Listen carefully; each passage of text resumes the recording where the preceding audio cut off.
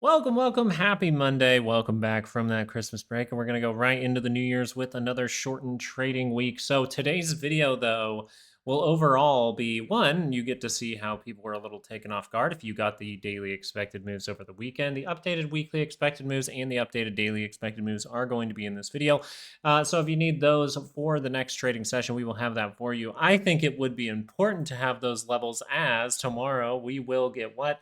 Well, apparently we're getting a little bit of FOMC minutes coming out there around 1 p.m. So the main reason that this will be an overall review is because we were prepared for this pullback. We've been talking about a pullback since since about Christmas. We put out a video on Friday during the session overall talking about how the market would like to potentially pull back in these areas. We are noticing the 30-minute got pretty dang frothy, so we're going to hop right into it right now.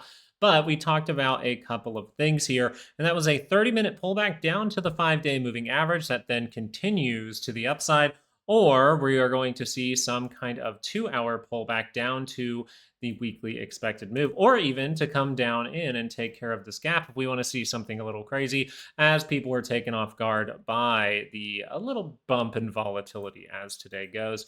We do see that the 2-hour was able to confirm in that downward direction. Now, you might be saying, oh, this is really, really bad and all that, but you have to remind yourself, and I'm going to remind you, since we told you over the weekend, we did violate the previous divergence. So that tells us that most likely this market will continue to do what it's done for years and years and years and years, even before I was born. And that is continue to do bullish things before it does something really, really bearish. Maybe in 2026 after we set up the signals for it. But right now we're in that bullish stance. So we are looking for continued upside. We have made the new high. We are looking for the potential left head and the right shoulder that comes in. If we're able to see this 2-hour get by that center line, even if it wants to come outside of that weekly expected move, 68% chance to bounce from that level. So these should all be reminders of what is overall going on. As of right now, it looks like you are getting a 2-hour pullback and a 30-minute pullback at the same time. So we're going to see if that is able to resolve itself by tomorrow. But the amount of selling that did take place as far as it goes to turn down this 2-hour, you would look for that tag of that weekly expected move. And that's where we have to list off those daily expected moves for tomorrow. For tomorrow, we do have 691.19. So if we wanted to curl up and retest that high before setting some kind of trap, we can do so. Now, I want to make a point right here. This is when I kind of wanted to make a point in the video and say, I will be going over something different in this video at the end for volatility. Volatility, I drew it up this morning. I like to kind of draw my idea of what I'm looking for kind of in the morning before it actually proves itself, and then I'll look forward to it later on and see if it actually forms. So I will give that out at the end of this video, what I'm looking for volatility to tell us if this is done and going to head up to that 700 by early January. So I will be paying attention to that, and I will be putting that out at the end of this video. So we do see the 2-hour has crossed down. We see that if the 30-minute would cross up, hey, we'd be looking for that upside move. So if the 30-minute, this is kind of a bullish take, it is by that center line. If we see that bullishness kick in, well, then we would look for a retest of this high. Does that mean that the 2-hour pullback is completely out of the woods? Not necessarily. We'd have to see more information that as of right now, I think that since we are pointing down to that weekly expected move and we tag those weekly expected moves 75% of the time, I'm really looking for that at this point, especially since the 2-hour has curled down at this stage of the game.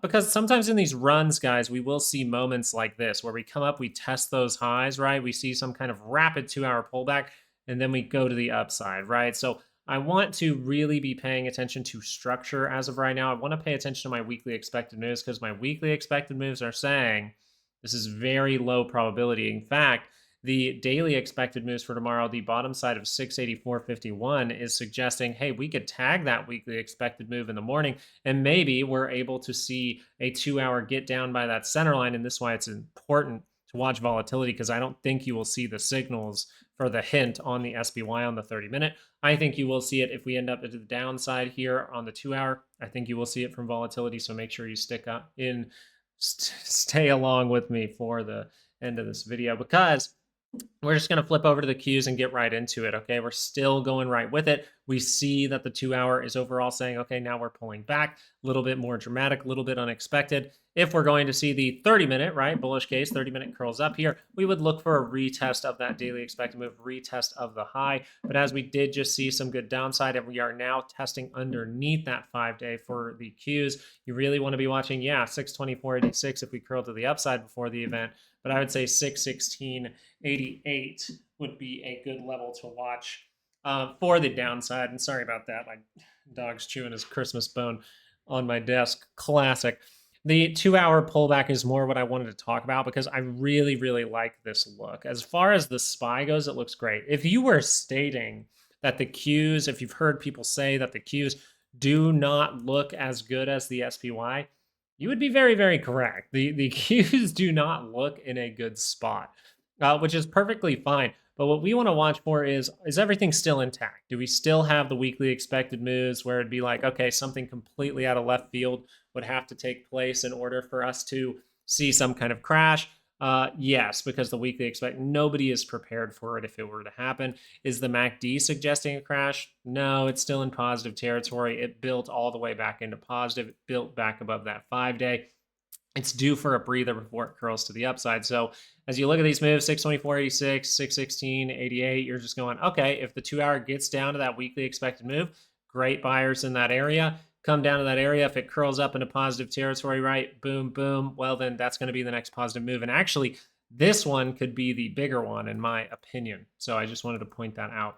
So it looks like, is there still a bearish way down? No. And I actually said this over the weekend. It would take about 3 trading sessions worth of selling. It would take about 3 trading sessions for us to even see if the bears could build a pathway to the downside. Even though the Qs don't look that pretty on the 30-minute and 2 hour chart, they're perfectly fine as I see them. Now, I'm just going to go right into volatility for a moment because this is going to be a brief video. It's mainly just a little bit of review.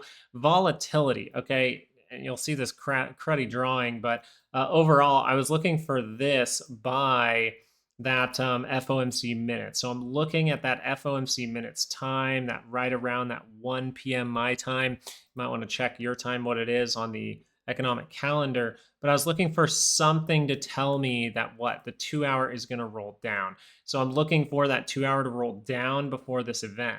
Now, why would I be looking for that? Because I'm looking for the 2 hour to potentially make divergence. So we will watch out for a 2 hour divergence down at these levels. That can tell us that something fishy is happening here.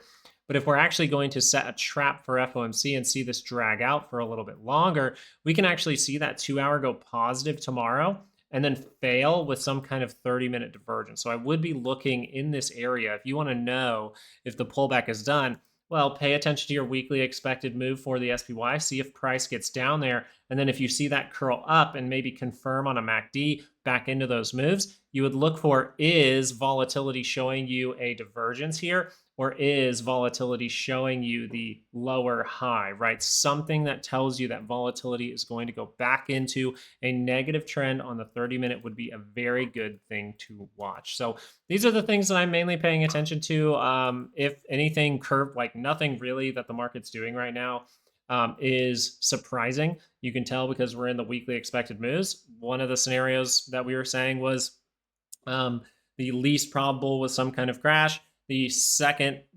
probable, the most probable would be a 30-minute pullback. You're getting that now, but you happen to be getting the 2 hour pullback at the same time because it's a little bit more rigorous. So pretty much this could do a little ABC to the downside, come back into this type of area, maybe even dump a little bit more to really freak people out. And then you just watch volatility and see if it's giving you a signal that the SPY is not. So overall, this just looks like a 2 hour pullback and it looks like a potential opportunity. I still haven't taken my second stab at it. You guys know that I ended up taking my profit right up at that weekly expected move last week. Very, very nice. Left runners for one more day, took profit on those. Very, very nice. And now we are looking for that pullback. We are getting a pullback, so we shouldn't be surprised by this. Hey, thank you guys so much for watching this video. Sorry it had to be a little bit brief, but I got to go take care of baby girl, so I hope you guys had a great Christmas. I hope you guys are enjoying being back into it, and let's get those New Year's resolutions started and start trading like water, all right? Peace out.